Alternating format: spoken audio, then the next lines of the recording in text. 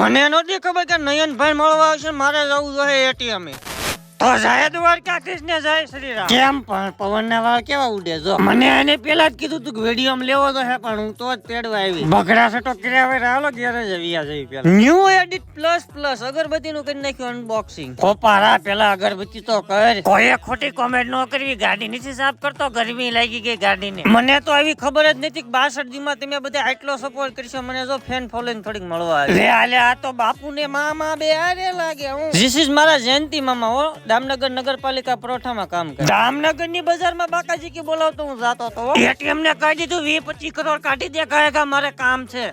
અચ્છા કરોડ.